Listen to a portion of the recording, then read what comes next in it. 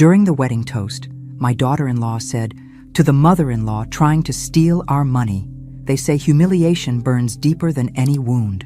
Mine came wrapped in crystal and champagne, delivered by a woman who thought she knew my worth. Don't forget to subscribe to our channel and comment where you're watching from. 200 crystal glasses clinked beneath chandeliers while I adjusted my fake pearl necklace. The blue markdown dress I'd sacrificed to afford hung awkwardly on my 71-year-old frame. From my corner table, I watched my son Jason beam beside Vanessa in her $50,000 gown. 6 months of my financial sacrifice stood before me, radiant in designer silk. I took a small sip of champagne, wincing at its dryness. My arthritic fingers trembled slightly as I set the glass down.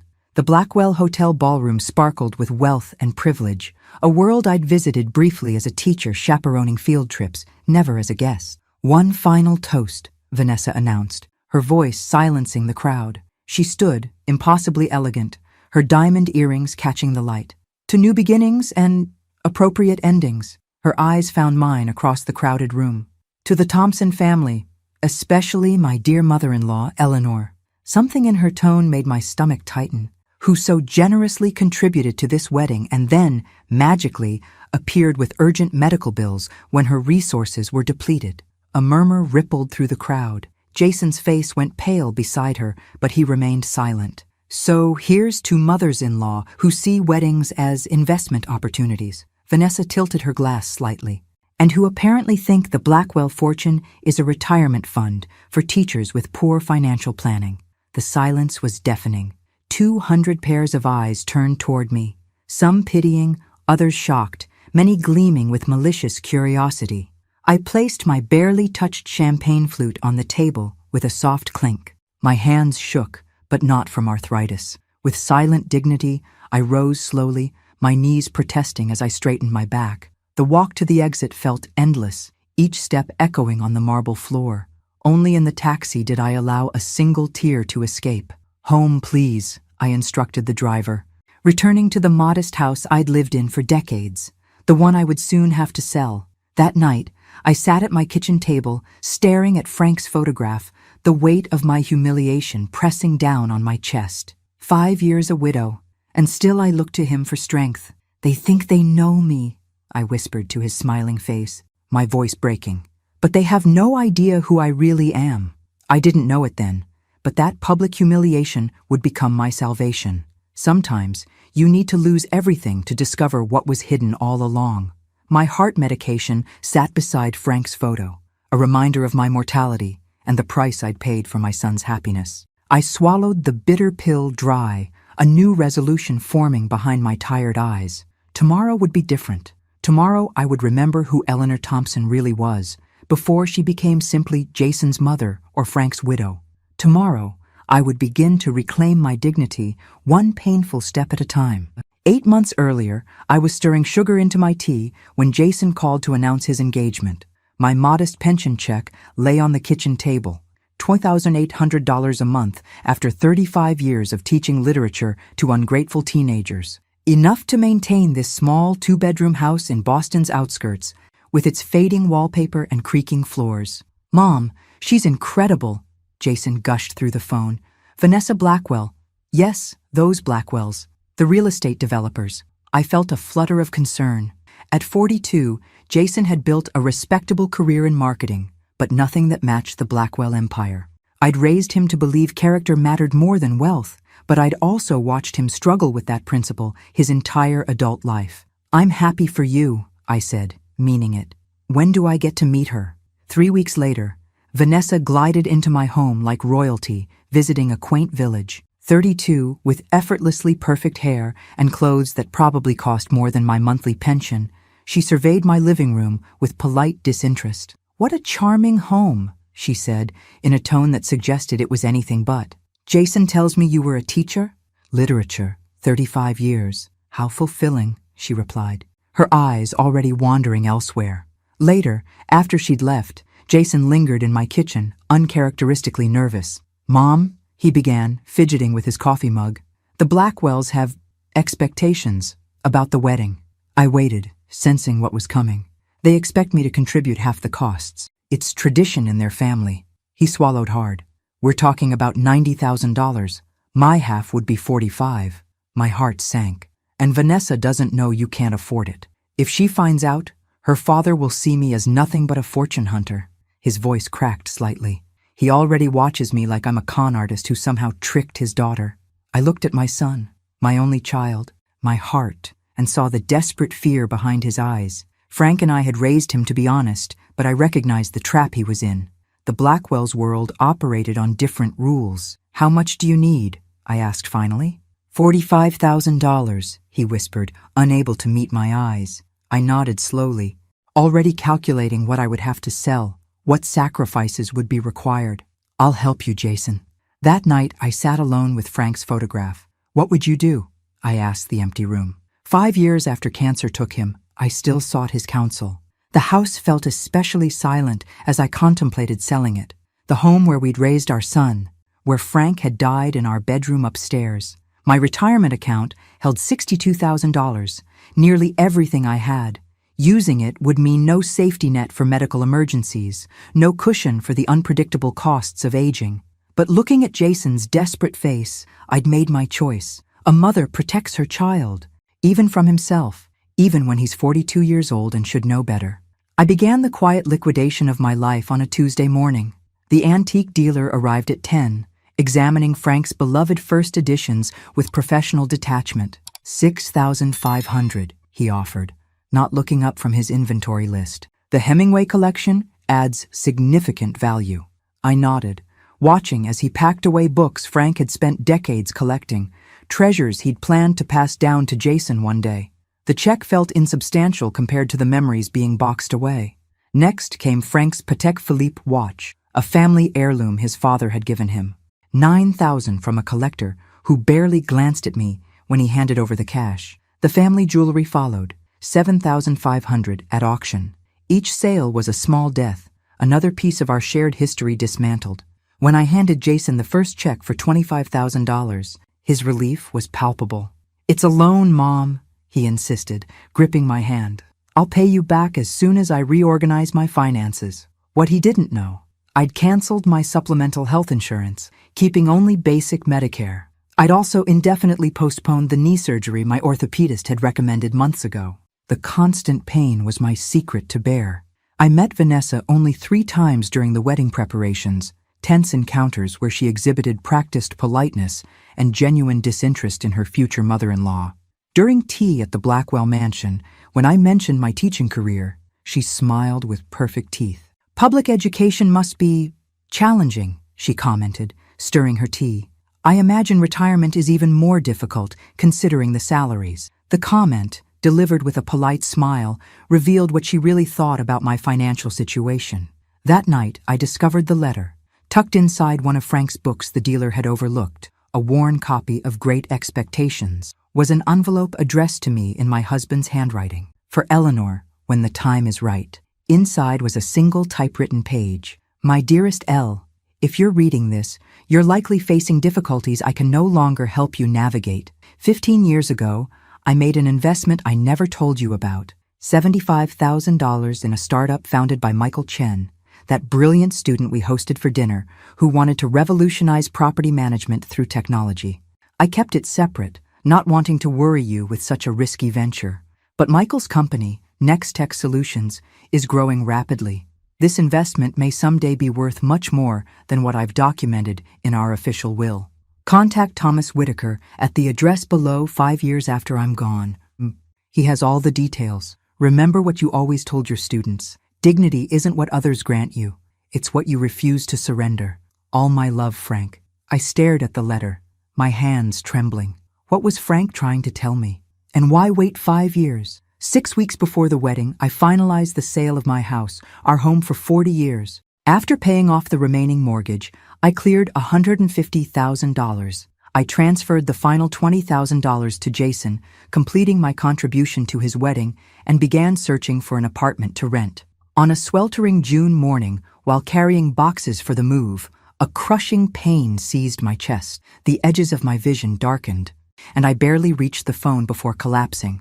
I woke to the sterile white ceiling of a hospital room and the rhythmic beeping of monitors. "Dr. Reynolds, A woman half my age with kind eyes stood at the foot of my bed. "Mrs. Thompson, you've had a heart attack, not massive, but significant.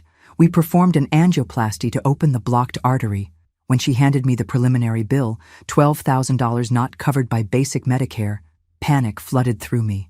The supplemental insurance I'd canceled would have covered most of it. "Your recovery requires ongoing medication, costing approximately $400 monthly, plus regular consultations," Dr. Reynolds continued. "Without proper treatment, the risk of a second, potentially fatal heart attack is significant." From my hospital bed, I called Jason. "Mom, what's wrong?" His voice carried genuine concern. "I've had a heart attack," I said simply. "I need help with medical expenses." His sharp intake of breath was followed by hesitation when I mentioned the amount. "I'm completely committed to the final wedding payments.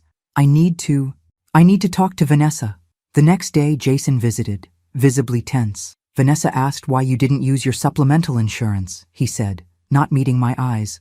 "I had to explain that you canceled it to help with the wedding." The disappointment in his voice cut deeper than the surgical incision in my arm. "She agreed to pay the bill," he continued, "but she's quite concerned about the situation." "Concerned about my health?" I asked, already knowing the answer. "About the financial implications, Mom. She thinks you're expecting the Blackwells to cover your medical expenses now. I asked you for help." "Jason, not the Blackwells." He flinched. "We're getting married in 6 weeks. Our finances will be joined." I turned away, staring out the window at the Boston skyline. The medication made me dizzy, or perhaps it was the realization that my son saw me as a liability rather than his mother. That afternoon, a flower arrangement arrived, roses and lilies in an ornate vase. The card read, "Get well soon. P.S. I've attached the card of an excellent financial planner who works with the Blackwell family. For future considerations, Vanessa." The condescension was unmistakable, even in the forced kindness. I placed the card on my bedside table, next to the heart monitor, tracking my damaged heart. Something shifted inside me, a quiet calcification of resolve where uncertainty had been. 5 years, I whispered, remembering Frank's letter. It had been almost exactly 5 years since his death. As soon as I was discharged, I would contact Thomas Whitaker. 3 weeks after the humiliating wedding toast, I sat in Thomas Whitaker's office, a sealed folder in my trembling hands. The heart medication made my fingers feel stiff and uncooperative as I broke the seal. "Your husband left specific instructions," the silver-haired attorney explained. "These documents were to be delivered 5 years after his passing, or immediately if you faced significant financial hardship. We recently learned of your hospitalization and subsequent challenges."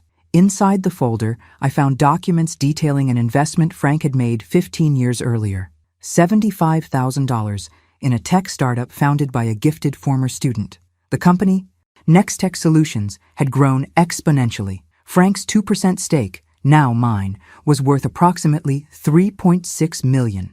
$3.6 million, I repeated, my voice barely audible. Whitaker nodded. "And growing. Nextech is revolutionizing property management with their AI platform. They're taking market share from traditional firms, including Blackwell Properties." A handwritten letter from Frank accompanied the documents. "Eleanor, my love, I kept this investment separate for a reason.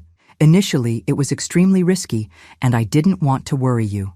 As it grew, it became my surprise for our golden years. If you're reading this ahead of schedule, you're likely facing difficulties. Use this wisely.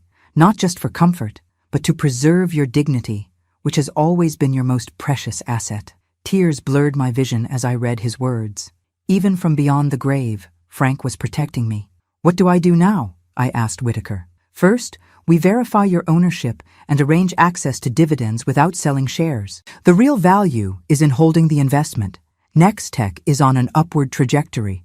He slid another document across the desk. "This is the contact information for Sarah Chen, an exceptional corporate attorney I recommend. She can help you understand your options and rights as a significant shareholder." That evening, in my rented apartment, I lined up my heart medications, a daily ritual of survival. Each pill represented a sacrifice I'd made, a piece of dignity I'd surrendered. "Not anymore," I whispered to Frank's photograph. "I spent the night researching Next Tech Solutions, discovering that their revolutionary AI platform was reshaping how properties were evaluated and managed. Their client list included major developers nationwide, except Blackwell Properties, who still relied on traditional methods. The irony wasn't lost on me. The family that had humiliated me for my financial situation was now potentially threatened by an asset I owned. I called Sarah Chen the next morning and scheduled a consultation. "I need to understand my options," I told her, "and I need absolute discretion." As I hung up, a text message arrived from Jason. "Mom, Vanessa and I would like to discuss setting boundaries regarding financial assistance going forward. Dinner at our place next week?" I stared at the message, a strange calm settling over me. For the first time since Frank's death, I felt the stirring of something beyond grief and sacrifice, something that felt surprisingly like power. "Boundaries," I repeated to the empty room, a small smile forming.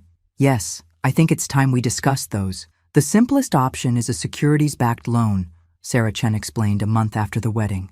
We sat in her downtown office, 30 floors above Boston, the city sprawling below us. "You can access liquidity without selling shares, using a portion of your Nextech stock as collateral." I nodded, absorbing the information. At 71, I was learning financial terminology I'd never needed before. "How much could I access?" I asked. "Conservatively, $200,000 against just 5% of your holdings. The paperwork takes about 30 days. And my rights as a shareholder?" Sarah smiled. "You receive quarterly reports with detailed information about Nextech's direction. Information that would be extremely valuable to competitors like the Blackwells." The realization settled over me. "I don't want to destroy anyone," I said finally. "I just want my dignity back." "Sometimes," Sarah replied, "the best revenge is simply revealing the truth at the right moment." I spent the next weeks meticulously planning my transformation. First, I secured my health, a premium insurance plan and specialists to optimize my cardiac treatment. Each morning, as I took my medications, the visible reminder of what my sacrifice had cost me, I renewed my resolution. Never again would my generosity be mistaken for weakness. I moved to a comfortable condominium in a respectable Boston neighborhood, not ostentatiously luxurious, but significantly better than my previous apartment. I hired Rebecca Torres, a brilliant former student who now worked as a financial analyst, as my part-time assistant. "I need to fully understand the real estate sector and how technology is transforming it," I explained during her interview. Rebecca, delighted at the opportunity to work with her former teacher, accepted immediately. 4 months after the wedding, I invited Jason and Vanessa to dinner at my new home. Each day while planning the event, I took my heart medications, a ritual that now symbolized not just survival, but rebirth. They arrived precisely at 7, Vanessa clearly expecting to find me in modest circumstances, possibly preparing to request more financial assistance. Instead, they encountered a transformed Eleanor, confident, elegant, and visibly healthy. The condominium was decorated with understated sophistication, the dinner prepared by a quality catering service. Rebecca was present, managing details, and occasionally joining the conversation with informed comments about financial markets. During the meal, I casually mentioned my new interest in following technological trends. Vanessa, initially suspicious, became visibly tense when I commented, "It's fascinating how startups are revolutionizing traditional sectors like real estate. I recently read about a company called Nextech Solutions. Are you familiar with it?" "Vanessa? Apparently they're transforming how properties are evaluated and managed." Jason appeared confused by my transformation and new interest, while Vanessa cast calculating glances around the apartment. "I didn't know you had an interest in investments, Eleanor," she remarked, struggling to maintain composure. I smiled serenely while sipping my tea. "Frank always said continuous learning keeps the mind young. I'm merely exploring new horizons." I discreetly took my heart medication, a visible reminder of my previous fragility and current strength. After dinner, as the couple was leaving, I overheard Vanessa urgently whisper to Jason in the hallway, "Something's happening. Where did the money for all this come from? Find out. I've decided to meet with the Blackwells," I told Sarah Chen 2 weeks after the dinner. We sat in my condominium, reviewing the Nextech quarterly reports that had arrived that morning. Sarah looked up sharply. "Are you sure that's wise?" "Once they know the extent of your holdings, they already suspect something," I interrupted, taking my midday heart medication. Caroline Blackwell, Vanessa's sister and VP of Strategy at Blackwell Properties, has requested a private lunch to better know Jason's family. Sarah frowned. They've done their research. Be careful what you reveal. At the elegant restaurant chosen by Caroline, I maintained my composure while the 38-year-old executive studied me calculatingly. After brief pleasantries, she went straight to the point. Mrs. Thompson, I admire people who reinvent their lives, she began with a practiced smile. I've noticed some interesting changes in your situation recently. I thanked her politely, taking my medication with water. Caroline continued. Our company maintains a competitive analysis team that monitors market trends. Recently, your name appeared in Nextech Solutions corporate reports. She paused, studying my reaction. An interesting coincidence, considering our new family ties. I calmly confirmed owning shares in the company, an investment made by my late husband many years ago. Caroline tried to probe how much I knew about Nextech's new AI platform. I've been following developments with interest, I replied vaguely, following Sarah's advice to never discuss specific details that could be considered privileged information. Caroline then presented the true reason for the meeting. Blackwell Properties would like to begin discussions about possibly acquiring my shares or forming a strategic partnership. Naturally, we'd offer a generous premium above market value, say 25%. I politely declined. These shares are Frank's legacy. They represent his work and vision. They're not for sale, at least not in the foreseeable future. Caroline maintained her smile, but her eyes hardened. Mrs. Thompson, perhaps you don't understand the complexities of the corporate world. Small shareholders often benefit from the protection of larger companies. It would be unfortunate if business affected already delicate family relations. I took the final pill of my daily regimen, a beta blocker for my heart. I understand perfectly, Caroline. I also understand the difference between a business offer and a veiled threat. I placed my napkin on the table. Please convey my regards to your parents and remind Vanessa our next family lunch is on Sunday. That evening, I called Rebecca. I need you to compile a complete timeline of my financial sacrifices for Jason's wedding, including bank statements and sale receipts. May I ask why? Rebecca inquired. Because it's time for the truth, I replied, looking at Frank's photograph. All of it. The next morning, I received a text from Jason. We need to talk. Coming over this afternoon. I prepared myself for the confrontation, arranging the Nextech documents on my coffee table alongside the timeline Rebecca had prepared. Each medication I took that morning felt like armor I was putting on, protection for the battle ahead. This would be the day I reclaimed not just my financial security, but my voice. Jason arrived at my door looking agitated, his usually immaculate appearance disheveled. What game are you playing? Mom, the Blackwells are furious. Vanessa barely speaks to me since her sister reported your meeting. I took my morning medication and invited him in. Rebecca was present, organizing documents on the living room table. Rebecca isn't just my assistant, but my witness and advisor, I explained. Jason, I began calmly, when was the last time you saw me truly angry? Confused, he answered, You almost never get angry. Exactly, I said, but I'm profoundly hurt now. I revealed everything. How I sold my house and most precious possessions to help him. How I canceled my health insurance. How I nearly died from a heart attack. How Vanessa treated me even before the wedding. How he failed to defend me. And finally, the public humiliation at the wedding toast. Jason grew progressively pale, especially when Rebecca presented a documented timeline of all my financial sacrifices, including bank statements and sales receipts.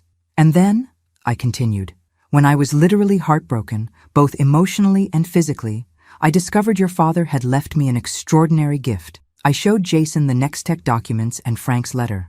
Dad's investment is worth millions now, Jason, millions that the Blackwells would like to control, since Nextech is rapidly outpacing their business model. Jason looked stunned. Why didn't you tell me about the money? I stared at my son, taking another medication, because I wanted to see who you really are when you think I'm vulnerable and needy.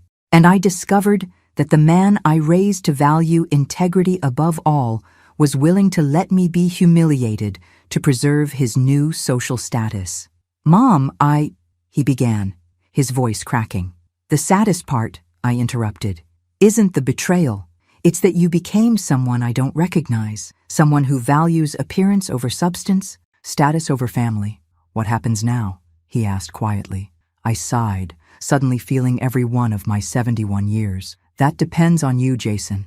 I'm meeting with the entire Blackwell family next week to discuss Nextech and our interconnected futures. You're welcome to attend, but only if you remember whose son you are. He left devastated, finally understanding the extent of his failures. That night, I received an unexpected email from Gerald Blackwell himself, Vanessa's father and CEO of Blackwell Properties. Mrs. Thompson, I believe we should discuss matters directly, without intermediaries. Would you join us for dinner at our home on Thursday? Your legal counsel is welcome to attend. I forwarded the message to Sarah, who responded immediately. They're worried. This is good. Let's prepare. Over the next 3 days, Sarah and I crafted our strategy. We decided I would offer a small olive branch, access to quarterly Nextech reports in exchange for a formal apology, while maintaining complete ownership of my shares. Remember, Sarah advised, they're used to intimidating people. Your power lies in your calm dignity. On Thursday evening, I arrived at the Blackwell mansion with Sarah beside me. As we walked up the imposing driveway, I touched the pearl necklace at my throat, not the fake one from the wedding, but my grandmother's genuine pearls, retrieved from the safe deposit box where I'd stored my few remaining treasures. Ready? Sarah asked at the door. I nodded, feeling the steady rhythm of my medicated heart. I've been ready for 71 years. The Blackwell dining room could have housed my entire former apartment. Gerald Blackwell sat at the head of the mahogany table, his wife Margaret to his right, daughters Caroline and Vanessa to his left. Jason sat awkwardly beside an empty chair, clearly meant for me. Mrs. Thompson, thank you for joining us, Gerald began after introductions. At 65, he emanated the confidence of someone who had never known financial insecurity. I believe we have matters to discuss that affect both our families. I nodded, taking my evening medication with water. Yes, we do. I'll be direct, Gerald continued. Our research indicates you hold approximately 2% of Nextech Solutions, a significant stake. We at Blackwell Properties are interested in diversifying our technological portfolio. What my husband means, Margaret interjected with practiced charm, is that we'd like to explore ways our family enterprises might benefit each other. After all, we are family now. I smiled politely. Business and family are separate matters, Mrs. Blackwell. One shouldn't leverage the other. Caroline leaned forward. Mrs. Thompson, our initial offer of a 25% premium was perhaps too conservative. We're prepared to offer 40% above market value for your shares, approximately $5 million. The table fell silent as everyone awaited my response. I could feel Jason's eyes on me, pleading silently. That's a generous offer, I acknowledged. But as I told Caroline, these shares represent my late husband's legacy. They're not for sale. Gerald's expression hardened. Perhaps you don't fully understand. Nextech's technology directly threatens our traditional business model. As family, we expected you might consider our mutual interests. I understand perfectly, Mr. Blackwell, just as I understood when your daughter publicly humiliated me at her wedding. Just as I understood when she implied I was a financial burden with poor planning. I placed my pill container on the table. These medications remind me daily of what my generosity cost me. They also remind me that second chances are precious. I turned to Vanessa, who hadn't spoken. You misjudged me based on my age and occupation. You assumed a retired teacher couldn't possibly have value in your world of high finance and status. Vanessa flushed, but remained silent. I have a counterproposal, I continued. I'll retain my Nextech shares. However, I'm willing to share quarterly insights about their technological developments, information that might help Blackwell Properties adapt to changing market conditions. And what do you want in return? Gerald asked suspiciously. Respect, I said simply, starting with a public apology from Vanessa for her wedding toast. Not for my benefit, but so she acknowledges the cruelty of her actions. The room fell silent again. Then, surprisingly, Gerald laughed, a short, genuine bark of amusement. You know, Mrs. Thompson, in 40 years of business, I've rarely been outmaneuvered, but you've managed it with remarkable grace. He turned to his younger daughter. Vanessa? Vanessa stared at her plate, then raised her eyes to meet mine. I apologize for my behavior at the wedding. It was inexcusable. Apology accepted, I replied. Now, shall we discuss how Nextech's AI valuation system might benefit Blackwell Properties if implemented correctly? As the conversation shifted to business, I caught Jason watching me with an expression I hadn't seen since he was a boy, pure admiration. When dinner concluded, Gerald walked me to the door. "Mrs. Thompson, Eleanor, I underestimated you considerably. A mistake I won't repeat." "Most people do, Mr. Blackwell," I replied, taking my final medication of the day. That's been my advantage for 71 years. 6 weeks after the dinner with the Blackwells, I stood at a podium in Boston University's Alumni Hall, adjusting the microphone. Behind me sat the university president, several distinguished faculty, and Sarah Chen. The audience of 300 included educators, tech professionals, and, in the front row, Jason, Vanessa, and the entire Blackwell family. "Today," I began, "I'm honored to announce the creation of the Frank Thompson Educational Innovation Fund, with an initial endowment of $5 million. A murmur rippled through the crowd. Jason's eyes widened in surprise. "This fund will support 2 initiatives. First, a healthcare foundation for retired educators facing medical hardships, and second, educational technology research to bring cutting-edge tools to public school classrooms." I explained how Nextech Solutions would partner with the university to develop specialized educational applications of their AI technology. By combining technological innovation with educational expertise, we create something neither could achieve alone. The university president joined me at the podium to sign the partnership agreement. Cameras flashed as we shook hands, officially launching a collaboration that had been weeks in the planning. At the reception afterward, educators who had once been my colleagues approached with newfound respect. Tech executives who would have ignored me months ago now sought my insights. Through it all, I maintained the quiet dignity Frank had always admired. Gerald Blackwell approached, champagne flute in hand. "Impressive maneuver, Eleanor. You've transformed a personal fortune into public prestige while maintaining control of your assets." "I learned from the best," I replied, sipping water. "Frank always said true wealth isn't what you have, but what you can give while keeping your independence." Gerald nodded thoughtfully. "We've incorporated some of Nextech's valuation systems into our operations. Early results are promising." "I'm glad to hear it," I said. "Business needn't be adversarial when mutual benefit is possible." Across the room, I spotted Jason deep in conversation with Rebecca and several tech entrepreneurs. His corporate mask had slipped, revealing genuine enthusiasm I hadn't seen in years. Later, as guests began to depart, Jason approached. "Mom, what you've done is incredible. Dad would be so proud." "I think he knew all along what I was capable of," I replied. "Sometimes we need to be reminded of our own strength." "I've been thinking about making a change," Jason said hesitantly. "Leaving corporate marketing to start my own consultancy focused on educational technology, smaller scale, but more meaningful." I squeezed his hand. "Your father would like that." Vanessa joined us, more subdued than I'd ever seen her. "Eleanor, I wanted to tell you, I've been volunteering at the hospital where you were treated. Just a few hours weekly in the cardiac care unit." Her admission surprised me. "That's unexpected. When someone shows you who they are, you should pay attention," she said quietly.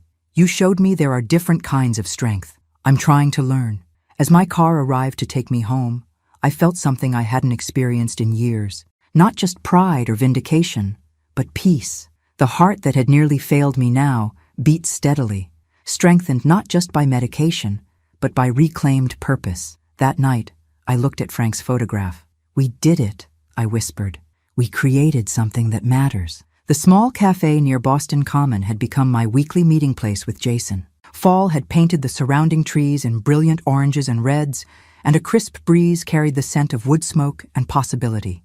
"You're looking well, Mom," Jason said, as he took the seat across from me. 3 months had passed since the university announcement, and our relationship was slowly healing, one conversation at a time. "The new medication regimen is working," I replied, stirring my tea. "Dr. Reynolds says my heart function has improved significantly." Jason nodded, then hesitated. "I have news. I gave notice at the firm yesterday. I'm launching my consultancy next month." Pride swelled in my chest. "That's wonderful." "Jason, have you found office space?" "Actually, that's partly why I wanted to meet. I've been looking at small offices, but real estate in Boston is prohibitively expensive," I finished for him. "I might have a solution." I explained that I'd purchased a small building near the university, 2 storefronts with offices above. The educational foundation will occupy one side. The other is available if you're interested. Consider it an investment in both our futures." Jason's eyes glistened. "Mom, I don't know what to say." "Say you'll pay market rate rent and donate 5 hours weekly to the foundation's work," I replied with a smile. "I'm investing in you, not supporting you. There's a difference." "Understood," he said, reaching for my hand across the table. "I'm sorry it took me so long to see who you really are." "We often don't see our parents as complete people until we're forced to," I said. "It's part of growing up, even at 42. As we finished our tea, Jason seemed to gather courage for something difficult. "There's something else. Vanessa wants to speak with you. Alone. She asked if she could meet you here after I leave." I raised my eyebrows in surprise but nodded. "I'll wait for her." 20 minutes after Jason departed, Vanessa arrived, looking uncharacteristically nervous in casual clothes, jeans, and a simple sweater I'd never seen her wear before. "Thank you for agreeing to see me," she began, sitting where Jason had been. "I wanted to talk without family around." I waited, taking my afternoon medication. "I've been thinking about your journey, losing Frank, supporting Jason, being treated terribly by me, and then finding your own path." She twisted her wedding ring unconsciously. "My whole life, I've defined myself through my family's wealth and status. I never developed my own identity separate from being Gerald Blackwell's daughter." "And now?" I prompted. "Now I'm volunteering regularly at the cardiac unit. I'm applying to nursing programs for next fall." She looked up, meeting my eyes directly. "My parents are furious. They expected me to join the family business, not pursue a middle-class profession." I couldn't hide my surprise. "That's a significant change. Seeing you rebuild your life forced me to examine mine," she admitted.